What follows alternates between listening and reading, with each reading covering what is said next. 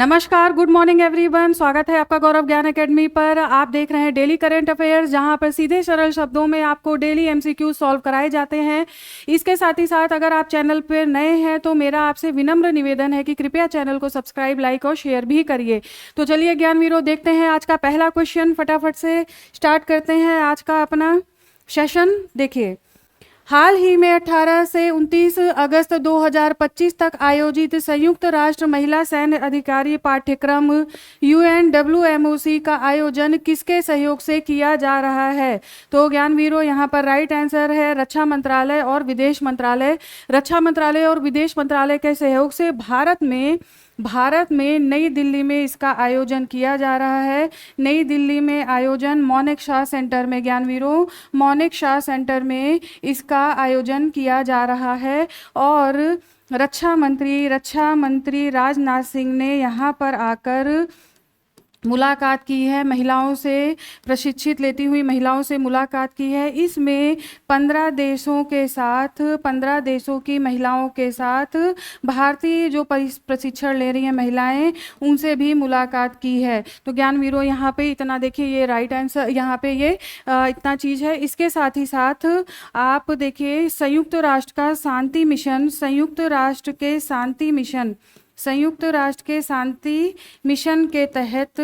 शांति mission के तहत ये UNWMOC का आयोजन किया जा रहा है। तो रक्षा मंत्रालय और विदेश मंत्रालय। इसके बाद आप देखिए, इसमें राजनाथ सिंह के द्वारा एक UN जनरल का विमोचन किया गया। उसको भी नाम आपको देखने का जरूरी है। यहाँ पर उसका नाम है blue helmet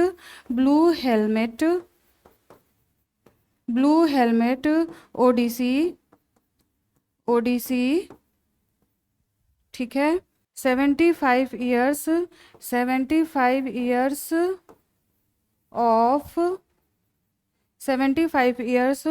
of India peace keeping, ठीक है, इंडिया पीस कीपिंग। तो आपको इतनी फैक्ट याद रखना है, इंडिया पीस कीपिंग, इसका आयोजन नई दिल्ली में किया जा रहा है, ये भी आपको याद रखना है। आ जाइए ज्ञानवीरों, अपना नेक्स्ट क्वेश्चन देखते हैं। KVK वोखा नागालैंड को सर्वश्रेष्ठ कृषि विज्ञान केंद्र पुरस्कार किस संगठन के द्वारा दिया गया है? यहाँ पर देखिए, राइट आंसर है ICAR, यानी कि भारतीय कृषि अनुसंधान परिषद, ठीक है, भारतीय कृषि अनुसंधान परिषद। और ज्ञानवीरों, ये जो पुरस्कार दिया गया, ये तमिलनाडु में दिया गया, तमिलनाडु के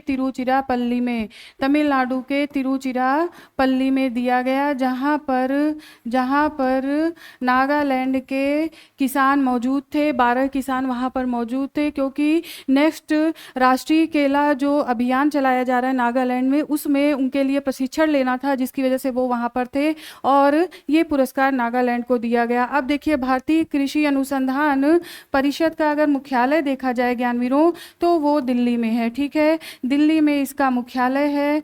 और अगर हम इसकी स्थापना की बात करें तो जुलाई 1929 में इसकी स्थापना की गई थी। और इसकी स्थापना के लिए कृषि पर एक रॉयल कमीशन की रिपोर्ट के आधार पर स्थापना की गई थी। और उस समय इसका जो नाम था, वो था, रिपोर्ट के आधार पर की गई थी, उस समय जो इसका नाम था, वो इम्पीरियल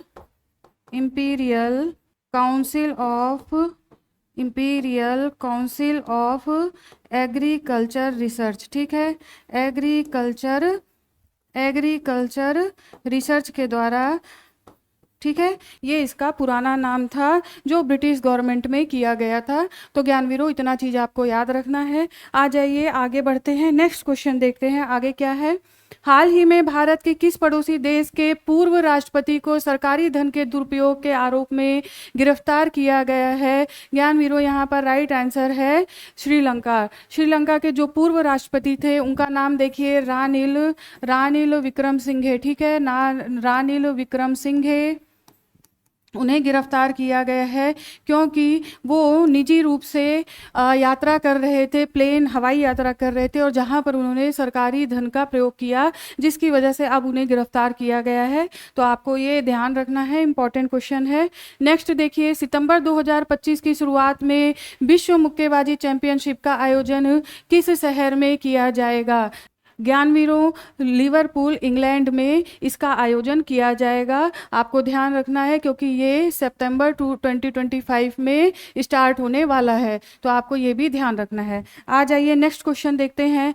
हाल ही में लगातार तीसरी बार भारतीय मुक्केबाजी महासंघ के अध्यक्ष के रूप में किसे चुना गया है? तो यहाँ पर राइट आंसर है अजय सिंह। अजय सिंह को चुना गया है। नेक्स्ट देखिए, क्षेत्रीय पर्यटन को बढ़ावा देने के लिए पूंजी निवेश हेतु राज्यों को विशेष सहायता SASCI योजना किस मंत्रालय के द्वारा शुरू की गई है? यहाँ पर देखिए ज्ञानवीरों, राइट आंसर है पर्यटन मंत्रालय। इसका उद्देश्य, इस योजना का उद्देश्य ये होगा कि जो भी कम विकसित या कम जिस पर नज़र है वहाँ पर पर्यटन को बढ़ावा देना, वहाँ पर पर्यटन को विकास करना, ये इस योजना का उद्देश्य है। यानी कि क्षेत्रीय पर्यटन जिस पर कम नज़र हो, कम ध्यान दिया गया हो, तो राज्यों को ऐसी सहायता निवेश हेतु ऐसी, ये इस योजना का नाम है। तो आपको ये भी ध्यान रखना है। आ जाइए आगे बढ़ते हैं, नेक्स्ट क्वेश्चन देखते हैं। हाल ही में भारत और किस संगठन ने मुक्त व्यापार समझौते पर बातचीत शुरू करने के लिए संदर्भ की शर्तों यानी कि TOF पर हस्ताक्षर किए? तो ज्ञानवीरों, यहाँ पर राइट आंसर है यूरेशियन आर्थिक संघ। इसके द्वारा जब से देखिए अमेरिका के द्वारा टैरिफ लगाया गया है, तो भारत का ज़्यादा से ज़्यादा ये उद्देश्य है कि अन्य संगठन और देशों के साथ अपने व्यापार और संबंधों को सुधार करते हुए व्यापार को बढ़ावा दिया जाए। ऐसा भारत लगातार कर रहा है। आप चीन से देख लीजिए, अभी हम देखेंगे जापान से, फिर आप ये देख लीजिए FTA, लगातार गवर्नमेंट हमारी प्रयास कर रही है कि इसका असर भारत की इकोनॉमी पर ना पड़े। ठीक, अब देखिए अब इसमें देखिए आप EU में कौन कौन से देश आते हैं? तो सबसे पहले देखिए रूस, फिर आ गया आपका कजाकिस्तान, ठीक है, कजाकिस्तान, फिर आपका आ गया अर्मेनिया,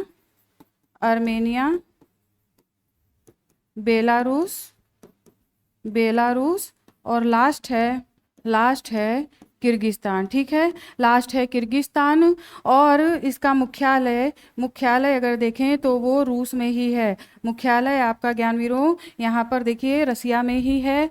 और देखिए रसिया में, इसके साथ ही साथ अगर हम बात करें इसकी स्थापना कब हुई थी, तो देखिए इसका जो बात हुआ था वो 2014 में हुआ था, जबकि इसकी स्थापना 1 जनवरी 2015 से हो गई। यानी कि इसका जो प्रभावी हो गया कार्यशैली वो 1 जनवरी 2015 से हो गया। तो आपको ये पांचों देश भी याद रखने हैं। आ जाइए आगे देखते हैं मैप थोड़ा सा।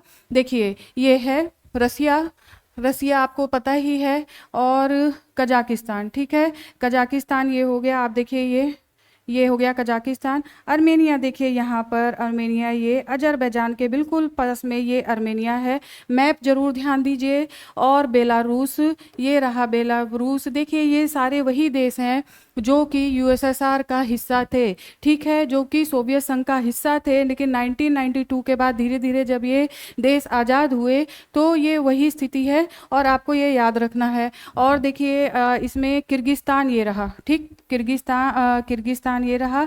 अब ये पांचों देश आपके इस तरीके से कंप्लीट हो गए, यूरेशियन इकोनॉमिक यूनियन। आपको ये ध्यान रखना है क्योंकि आवश्यक। और देखिए ये है कैस्पियन सी, आपको ये भी ध्यान रखना है, कैस्पियन सागर ये है, ठीक है, ये हो गया कैस्पियन सागर, आपको ध्यान रखना है। चलिए आ जाइए आगे बढ़ते हैं ज्ञानवीरों, नेक्स्ट देखते हैं अपना नेक्स्ट क्वेश्चन क्या है। धर्म या विश्वास के आधार पर हिंसा के पीड़ितों के लिए अंतर्राष्ट्रीय दिवस कब मनाया जाता है? ज्ञानवीरों, इसका राइट आंसर है 22 अगस्त। 22 अगस्त को ये मनाया जाता है और संयुक्त राष्ट्र महासभा के द्वारा इसे 2019 से प्रारंभ किया गया।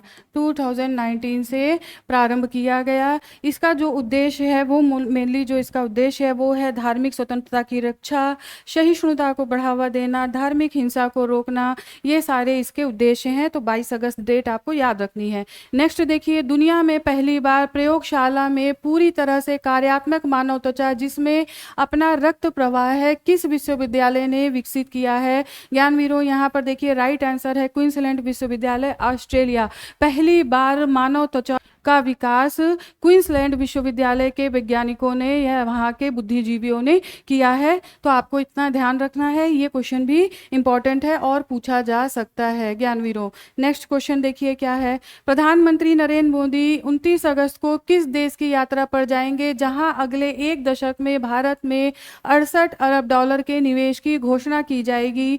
ज्ञानवीरों, यहाँ पर राइट आंसर है आपका जापान। देखिए, जापान के जो प्रेस है वहां से ऐसी सूचना आ रही है कि जापान के द्वारा 68 अरब डॉलर का निवेश अगले 10 वर्षों में किया जाएगा। और देखिए यहाँ पर ये जो निवेश है जो 2022 में 5 ट्रिलियन येन का लक्ष्य, ठीक है, 5 ट्रिलियन येन का निवेश की घोषणा भी की गई थी। ये 68 अरब डॉलर उसके अलावा है, ये 68 अरब डॉलर उसके अलावा है और ये 5 ट्रिलियन येन उसके अतिरिक्त है। और यहाँ का अगर हम मुद्रा की बात करें, करेंसी की बात करें तो येन आपको पता ही चल गया होगा। और यहाँ के पीएम का जो नाम है वो है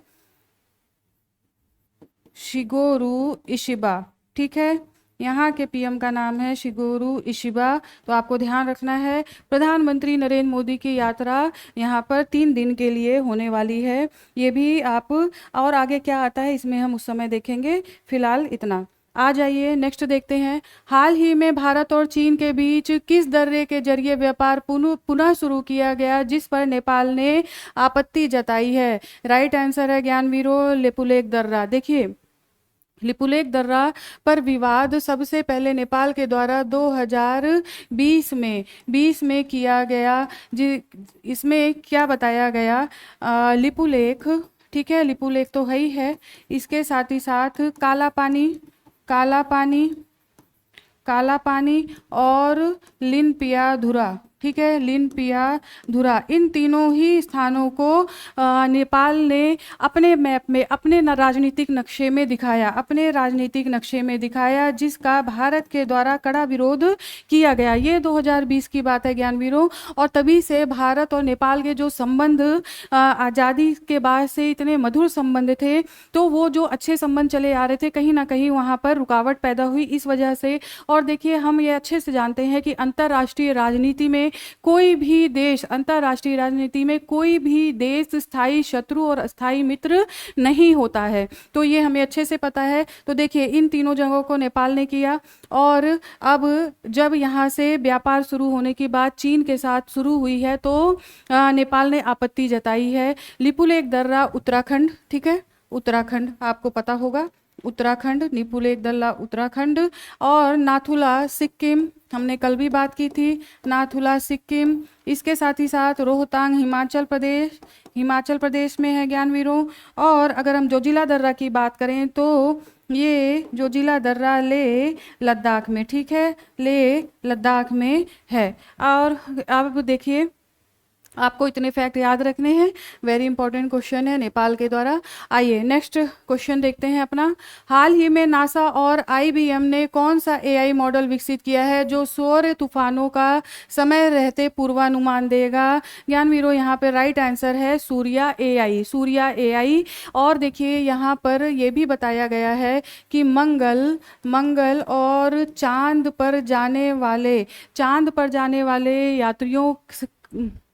जाने वाले यात्रियों की भी ये सुरक्षा करेगा, उनके विकिरण से सुरक्षा सूर्या एआई के द्वारा प्राप्त होगी। और इसके साथ ही साथ ये भी बताया गया है कि जैसे कि जो इंटरनेट चल रहा है, जो भी संचार की सुविधाएं, इंटरनेट बैंकिंग जितनी भी हैं, वो जो भी सुविधाएं हैं वो पहले की तरह ही चलती रहेंगी। ये इसका अपना इफेक्ट होगा जो अपना तरह से कार्य करेगा। नेक्स्ट देखिए, इसरो ने घोषणा की है कि गगनयान मिशन का पहला मानव रहित मिशन G1 इस साल के अंत में प्रक्षेपित किया जाएगा। इस मिशन में किस हाफ ह्यूमैनॉइड रोबोट को भेजा जाएगा? राइट आंसर है व्योममित्रा। ठीक है, व्योममित्रा हाफ ह्यूमैनॉइड मिशन। जबकि 2027 तक ये कहा गया है कि 2027 तक मानव को भेजने का लक्ष्य रखा गया है गगनयान मिशन के तहत। ठीक है, गगनयान मिशन के तहत फिलहाल व्योममित्रा हाफ ह्यूमैनॉइड रोबोट है। नेक्स्ट देखिए, हाल ही में प्रकाशित पुस्तक MS Swaminathan the man who fed India के लेखक कौन है? राइट आंसर है प्रियंबुदा राजकुमार। ठीक है, देखिए ये कौन है, आपको ये जानने की आवश्यकता है। 1960 के दशक में स्वामीनाथन, MS स्वामीनाथन के नेतृत्व में इन्होंने खाद्य सुरक्षा पर काम किया था।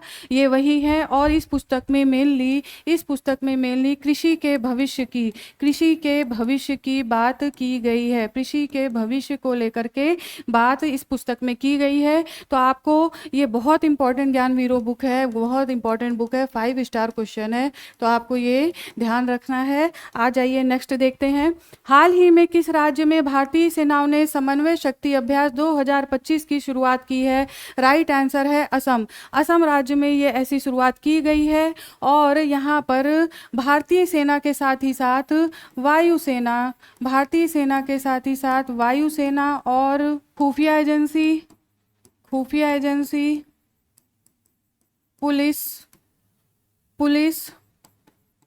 पुलिस और जिला प्रशासन ने भी भाग लिया है। तो ज्ञानवीरों आपको ध्यान रखना है, समन्वय शक्ति अभ्यास 2025, ठीक है, ये किया गया असम में।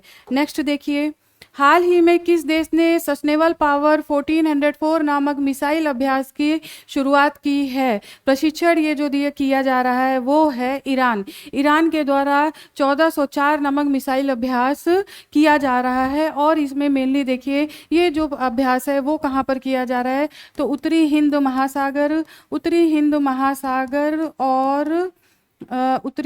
महासागर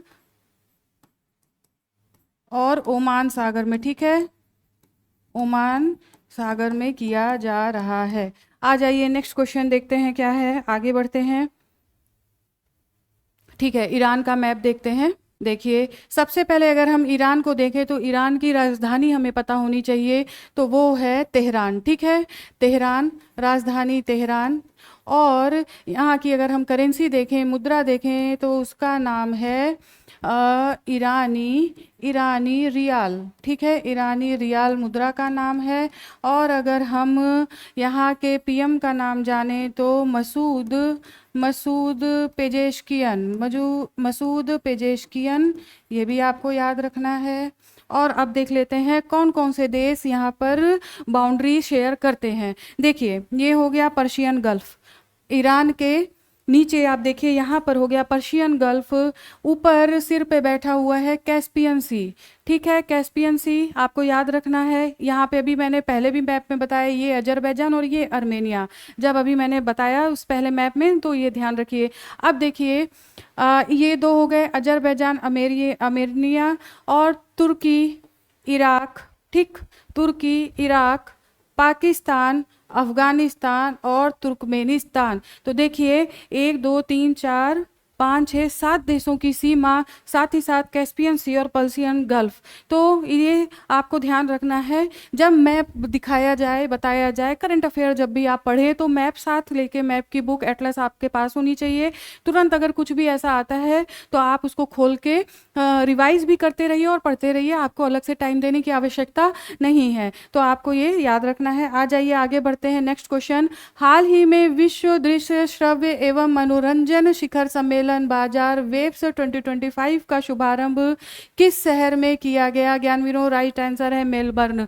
देखिए इसका जो उद्देश्य है वो है भारतीय भारतीय फिल्म निर्माता भारतीय फिल्म निर्माताओं और ऑस्ट्रेलिया के फिल्म निर्माताओं का एक साथ एक प्लेटफॉर्म पर आना, ठीक है, ये इसका उद्देश्य है। और यहाँ की जो देखिए दृश्य श्रव्य मनोरंजन शिखर सम्मेलन बाजार, यहाँ पर भारतीय फिल्मों को प्रमोट किया जाना एक प्रमुख उद्देश्य है। आ जाइए नेक्स्ट देखते हैं अब। श्रीनगर में पहला खेलो इंडिया जल महोत्सव शुरू हो गया है। ये श्रीनगर आपको ध्यान रखना है। अब देखिए 17 वर्षीय स्थानीय शिकार वाला यानी कि श्रीनगर के ही यहाँ, ठीक है, आपको ये याद रखना है, मोहसिन अली ने पुरुषों की 1000 मीटर कयाकिंग में पहला स्वर्ण पदक जीता है। ये याद रखिए पहला है इसलिए। और उत्तर प्रदेश, अगर यूपी में पूछा जाएगा किसी एग्जाम में तो उत्तर प्रदेश का भी ध्यान देना है। विशाल कुमार ने पुरुषों की 1000 मीटर कैनो एकल स्पर्धा में स्वर्ण पदक जीता है। अब देखिए नेक्स्ट, महिलाओं में उड़ीसा की रश्मिता साहू ने महिलाओं की 200 मीटर कैनो एकल स्पर्धा में स्वर्ण पदक जीता है। तो आपको ये 3 पदक याद रखने हैं क्योंकि ये पहले हैं। नेक्स्ट देख लीजिए, अन्य महत्वपूर्ण तत्व, फिजी के प्रधानमंत्री सिटिवेनी राबुका 3 दिवसीय भारत यात्रा पर 24 अगस्त को आएंगे। अब इसमें आगे देखते हैं कि क्या होता है, ये देखने वाली बात है। नेक्स्ट देखिए, बीसीसीआई ने खिलाड़ियों की फिटनेस आकलन हेतु यो के साथ ब्रोंको टेस्ट शुरू किया है। तो देखिए यो के साथ ब्रोंको टेस्ट ये क्या है, अब ये जानते हैं।